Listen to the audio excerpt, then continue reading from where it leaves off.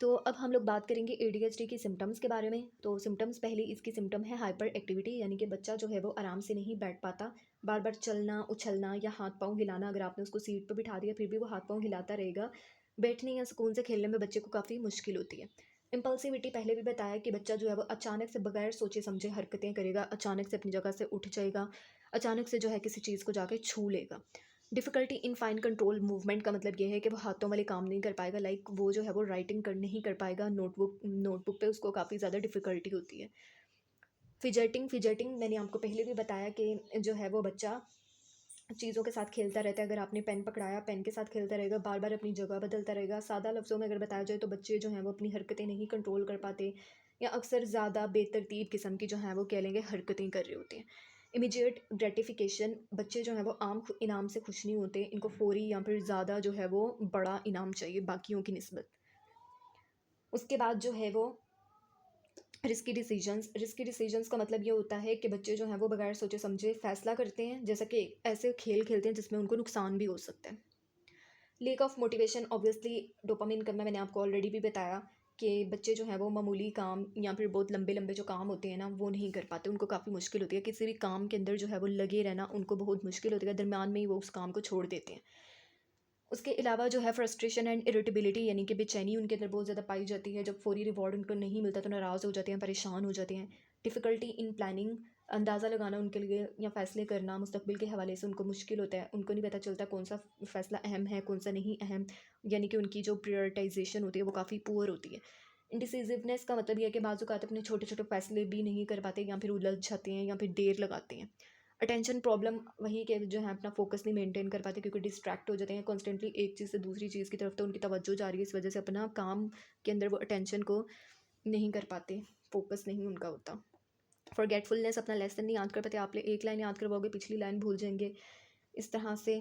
Emotional regulation issues भी आपको पहले भी बताया कि डोपामिन क्योंकि इमोशंस को बैलेंस करने के लिए इंपॉर्टेंट रोल प्ले करता है, लेकिन इन बच्चों में डोपामिन और नॉरएपिनेफ्रिन ही डिसरेगुलेट है, तो इमोशनल जो है वो बैलेंस के हवाले से काफ़ी ज़्यादा इश्यूज़ का इनको सामना करना पड़ता है। तो अब हम लोग बात करते हैं एडीएचडी की जो है वो टाइप्स कौन कौन सी हैं। टाइप्स में जो है वो इसकी एडीएचडी की 3 टाइप्स होती हैं। इन अटेंटिव एडीएचडी, इन अटेंटिव टाइप में जो है वो तवज्जो की कमी होती है, यानी कि क्लास में जो है वो बार बार टीचर की बात से डिस्ट्रैक्ट हो जाता है, होमवर्क मुकम्मल नहीं करता, काम मुकम्मल नहीं करता, चीज़ें जो है वो भूल जाते हैं, जैसे अपनी पेन या बुक्स वगैरह भूल जाते हैं। इसकी एग्जांपल ये है कि फॉर एग्जांपल अली जो है वो हमेशा स्कूल के काम अधूरे छोड़ देता है और चीज़ें बार बार भूल जाते हैं। तो ये जो है अली को क्या है, इनअटेंटिव एडीएचडी। इसकी एक टाइप है hyper active in impulsive ADHD. तो इसमें बच्चा जो है वो बहुत ज़्यादा हरकत करता रहता है, मूवमेंट्स करता रहता है, जल्दबाजी वाला होता है, ज़्यादा चलना, उछलना या हाथ पाँव हिलाना पसंद करता है। इसी तरह दूसरों की बारी का भी इंतज़ार नहीं करता, जल्दी से उसे बस सब कुछ चाहिए, जल्दी फैसले कर लेता है, बात जो है अगले की काट के अपनी सुनाने लग जाता है। इसकी एग्जांपल ये है कि सारा जो है एक लड़की है, हमेशा क्लास में अपनी चेयर पर बैठ के हिलती रहती है, बगैर सोचे समझे दोस्तों के खेल में शामिल हो जाती है। तो ये जो है सारा को क्या है, हाइपर एक्टिव इम्पल्सिव एडीएचडी।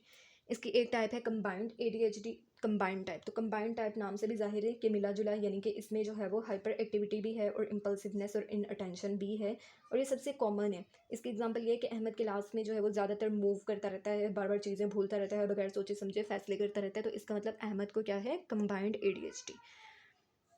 अब आ जाते हैं इसके कॉजेज़ के ऊपर। इसके असबाब क्या होते हैं तो वो तो आपको ऑलरेडी भी बताए, पहले भी बता दिए। जेनेटिक्स, अगर तो फर्स्ट फैमिली मेम्बर को ये है, फैमिली में आपके फर्स्ट रिलेटिव को ये है, तो इसका मतलब कि ये उनके बच्चों को होने के चांसेस बहुत ज़्यादा बढ़ जाते हैं जेनेटिक्स की वजह से। उसके अलावा जो है वो ब्रेन केमिस्ट्री का बताया कि न्यूरोट्रांसमीटर्स हैं डोपामिन एंड नॉर एपिनेफ्रीन, इनका जो है वो कह लें कि डिसरेगुलेट हैं ये, तो इस वजह से ब्रेन केमिस्ट्री ही चेंज हो जाती है। ब्रेन अपने prefrontal cortex and basal ganglia ही नहीं फंक्शन परफॉर्म कर पाता इसी वजह से। ब्रेन स्ट्रक्चर एंड फंक्शन, वो बताया आपको कि बेसल गैंग्लिया और प्रीफ्रंटल कॉर्टेक्स को जो है वो अपना काम करने के लिए स्टिम्युलेशन चाहिए न्यूरोट्रांसमीटर्स डोपामिन और नॉरएपिनेफ्रिन से, लेकिन वो तो नहीं है, डिसरेगुलेट है, इस वजह से ये काम नहीं कर पाएगा। प्रीनेटल एक्सपोजर्स का मतलब ये होता है कि प्रेगनेंसी में अगर फीमेल स्मोकिंग करती है, अल्कोहल का यूज़ करती है या फिर लेड एक्सपोजर का शिकार हो जाती है, तो उसके बच्चे के अंदर फिर ब्रेन के अंदर ऐसी जो है वो एबनॉर्मलिटीज़ आ जाती हैं, जो कि आगे चल के एडीएचडी की वजह बनती है। प्री मेच्योर बच्चा वक्त से पहले पैदा हो जाएगा, बच्चे का जो बर्थ वेट है वो काफ़ी लो हो, तो उस वजह से भी।